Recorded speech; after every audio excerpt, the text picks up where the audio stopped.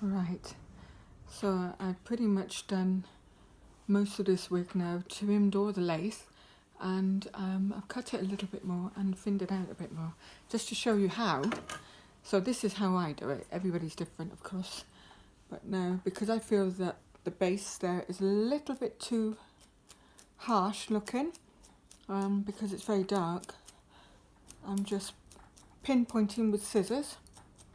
It looks really drastic. I promise you it's not. And then let's brush all that out so you can see how much hair comes out, but it just instantly makes it look a lot less on your hairline. And also I feel maybe just a little bit too long on the layers there. So how I'm doing it, I'm going to get a section, twist it, get my scissors, and then I'm going to slide the scissors up.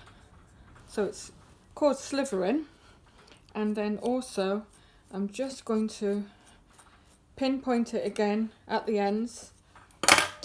Give it a brush.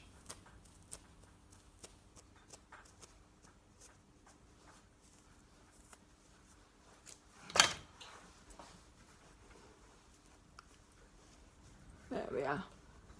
We're back up a bit more. So already that's just looking less density, bit more stylish.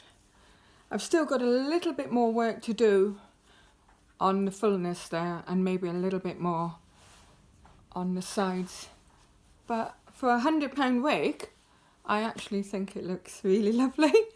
Obviously this one now is in my collection, but the colours are super, and I've got about 4 or 5 more coming in the next couple of days. So I hope you like it, and I'd love to see these go out the shop on lots of different people. So come in and see me, and if you'd like me to help you with the trimming of the lace, the thinning out of the density, it's not a problem.